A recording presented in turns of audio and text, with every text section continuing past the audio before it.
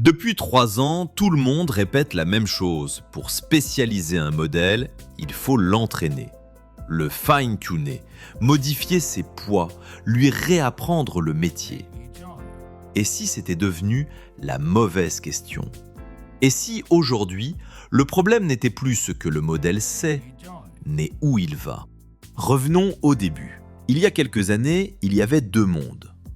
D'un côté, les modèles fermés, propriétaires, la frontière de l'intelligence. De l'autre, les modèles ouverts, utiles, mais toujours un cran derrière. Entre les deux, un fossé. Sur le raisonnement, sur le code, sur la fiabilité. Puis quelque chose s'est passé. Génération après génération, ce fossé s'est refermé. Les modèles ouverts ont rattrapé. Les petits modèles sont devenus étonnamment compétents.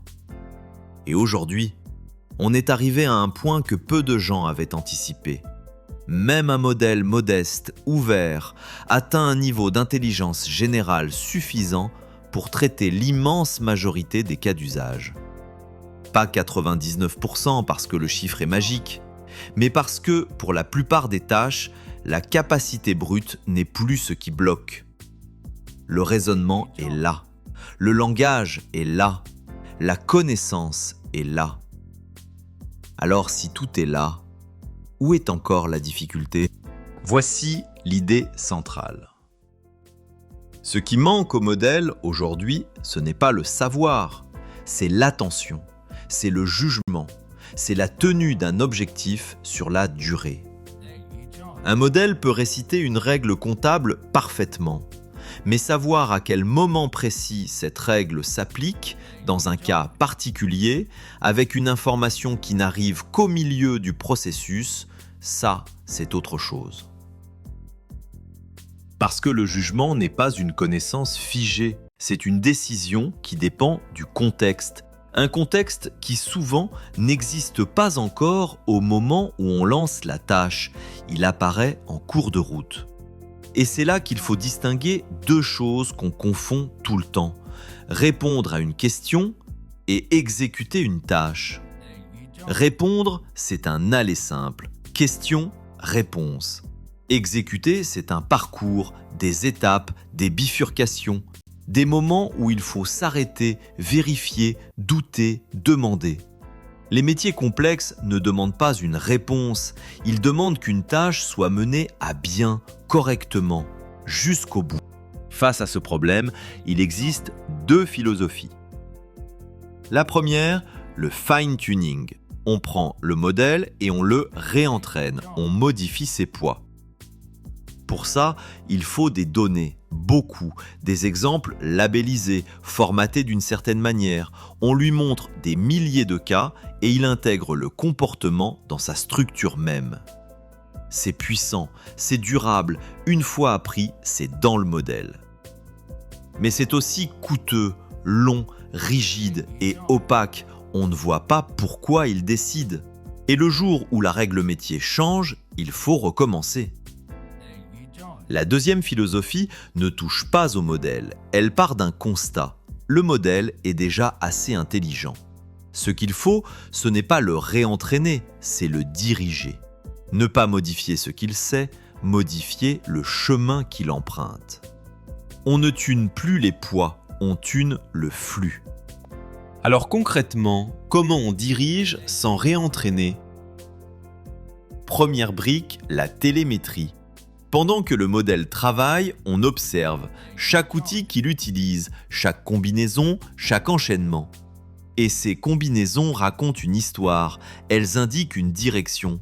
Parce que si tel outil est appelé puis tel autre dans tel ordre, on sait statistiquement vers quel type de tâche on se dirige. La classification des outils devient une boussole, elle nous dit où le processus est en train d'aller. Deuxième brique, les déviateurs. Ce sont de petites règles déterministes, des garde-fous intelligents.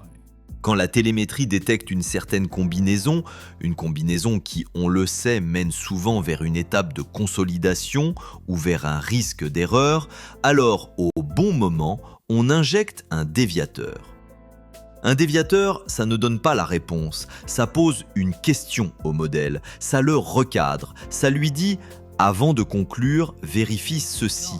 Cette information va la contrôler à la source. Ici, il faut un jugement. Pose la question.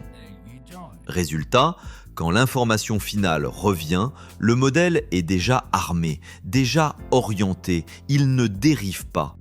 Et le plus beau, c'est ce qu'on encode vraiment dans ces déviateurs. Ce n'est pas de la connaissance, c'est de l'expérience. Le geste d'un professionnel qui, après 20 ans de métier sans qu'à ce moment précis, il faut s'arrêter et douter, ce réflexe-là, on le transforme en règle, en déclencheur. On ne met pas le savoir dans le modèle, on met le jugement dans le parcours. Cette idée, je ne l'ai pas trouvée sur un tableau blanc. Elle vient d'un cas réel, un agent comptable, Pinocchio. La comptabilité, c'est le terrain idéal, parce que la logique métier y est forte, structurée, exigeante. Le modèle de base, c'est déjà énormément de choses. Mais un dossier comptable, ce n'est pas une question à laquelle on répond, c'est une tâche qu'on exécute, avec des moments précis où il faut vérifier, recouper, s'arrêter, décider. Et c'est exactement là que les déviateurs prennent leur sens, pas pour rendre le modèle plus intelligent, il l'est déjà, pour s'assurer qu'à chaque bifurcation, il aille dans le sens voulu par le métier. Et ce principe, celui d'un métier de jugement exigeant, ne s'arrête sans doute pas à la comptabilité. Partout où l'intelligence seule ne suffit pas, où il faut aussi l'expérience de celui qui a fait le métier, le même levier pourrait s'appliquer. Mais ça, c'est une autre histoire. Alors, laquelle des deux écoles a raison ? Je n'ai pas la réponse. Et honnêtement, je ne suis pas sûr que la question soit laquelle. Le fine-tuning grave le comportement dans le modèle, durable mais figé, coûteux, opaque. Le pilotage par déviateur garde l'intelligence à l'extérieur, flexible, transparent, adaptable, mais il faut construire l'architecture. Peut-être que l'un est fait pour la réponse et l'autre pour l'action.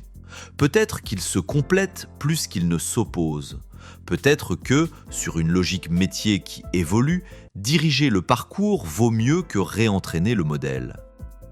Ce dont je suis sûr, c'est que la vieille réponse automatique « il faut fine-tuner » mérite qu'on la questionne. Et vous ? De quel côté penchez-vous ? Si le sujet vous parle, dites-le en commentaire. Et si vous voulez voir les déviateurs en action, c'est ce qu'on construit avec Pinocchio.